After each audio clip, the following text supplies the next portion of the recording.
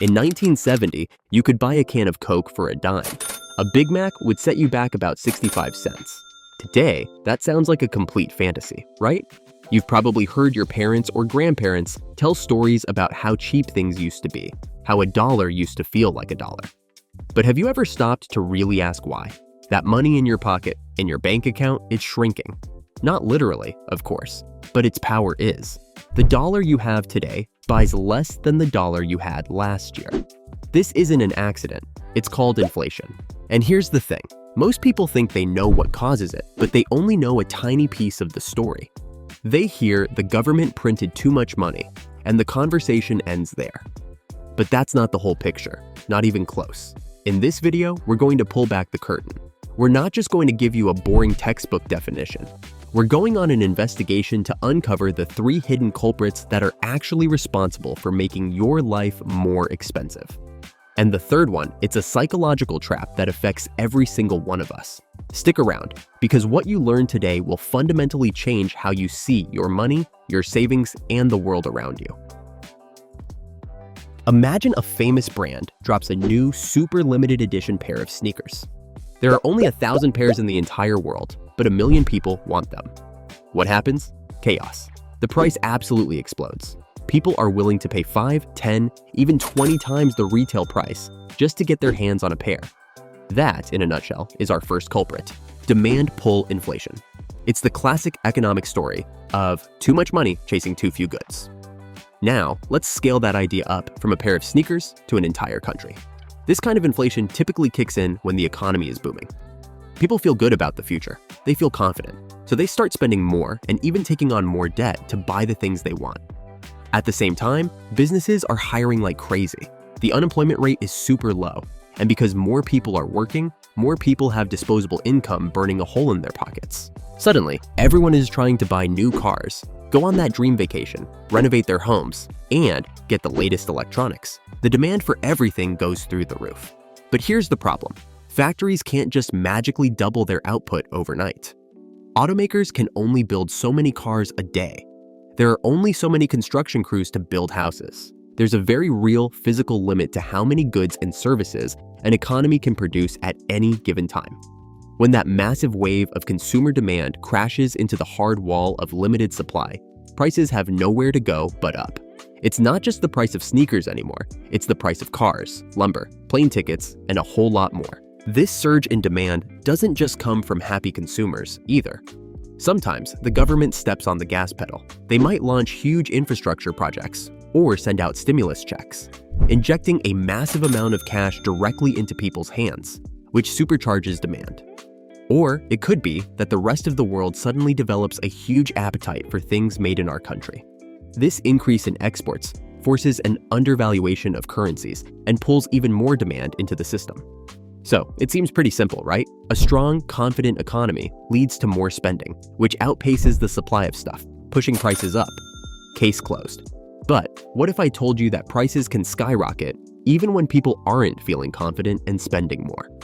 What if prices can go up when the economy is actually struggling? That brings us to our second, and much more shadowy, culprit. Let's make this simple. Imagine you own a small local pizza shop. You've had the same prices for years. But one morning, you get a call from your flour supplier. The price of wheat has doubled because of a terrible harvest halfway across the world. A few minutes later, an email comes in. The price of mozzarella cheese is up 30% because of new government regulations on dairy farms.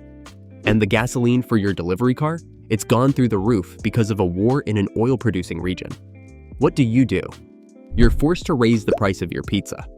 It's not because you're suddenly getting more orders. In fact, you might be getting fewer. You're raising the price simply because your own costs and the price tag behind your price tag have gone up. You have no choice but to push those higher costs onto your customers to avoid going out of business. This exact scenario plays out all the time across the entire global economy. A few key things can suddenly make the ingredients for everything we buy more expensive. The truly scary thing about this type of inflation is that it often arrives when the economy is weak. People's purchasing power gets squeezed by higher prices, but because companies are just trying to cover their own rising costs, they can't afford to hire more people. This can lead to a nasty, toxic combination of rising prices and rising unemployment, a dreaded economic state called stagflation.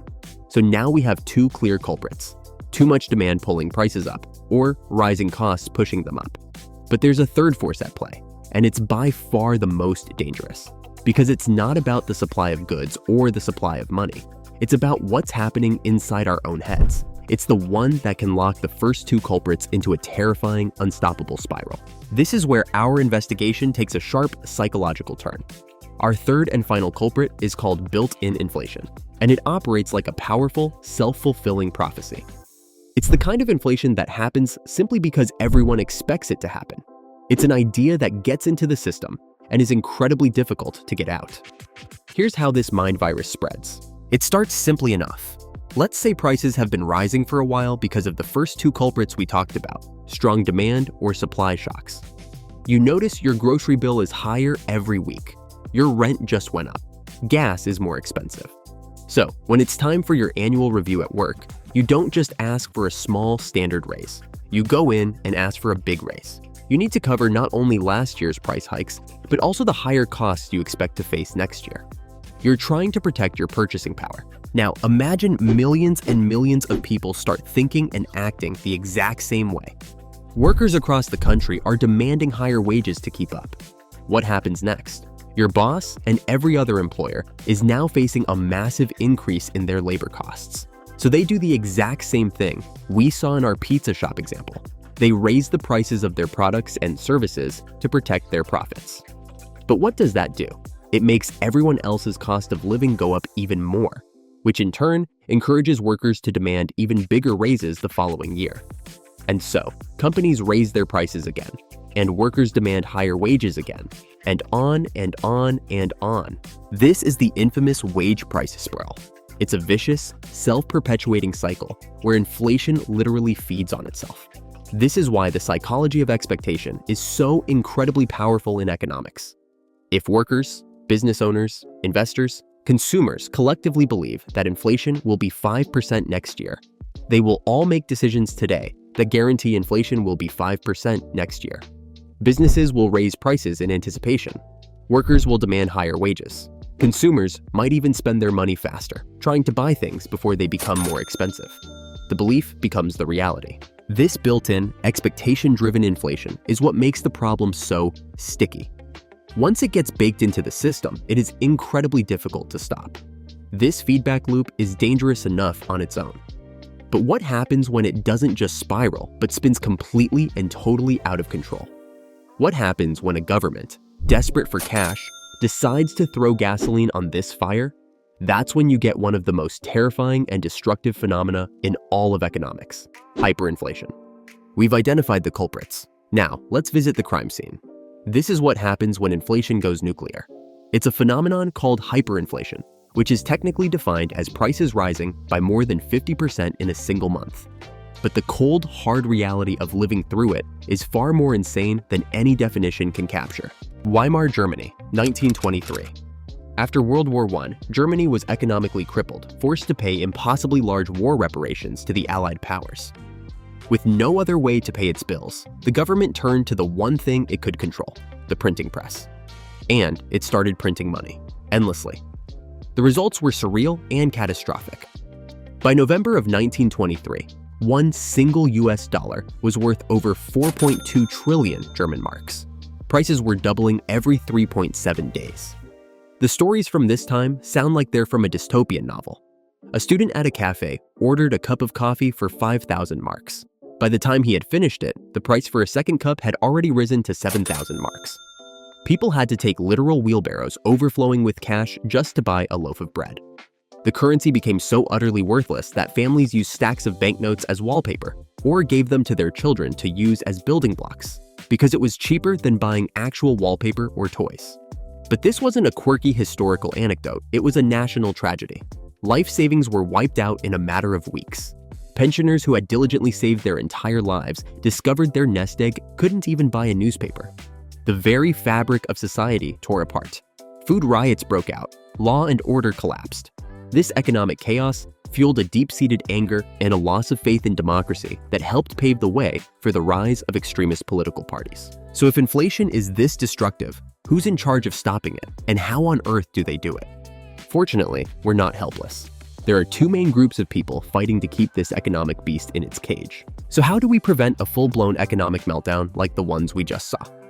The fight against inflation is led by two main players: central banks and governments. First, think of the central bank like the Federal Reserve in the United States as the economy's thermostat. Their most powerful tool is their ability to adjust interest rates.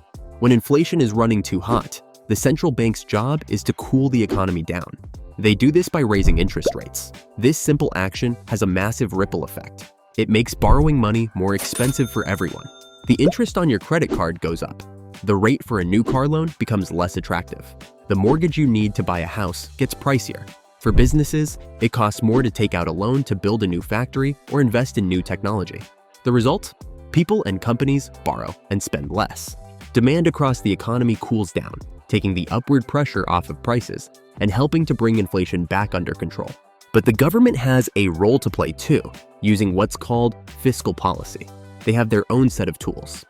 To fight inflation, they can increase taxes. This directly reduces people's take-home pay, leaving them with less disposable income to spend.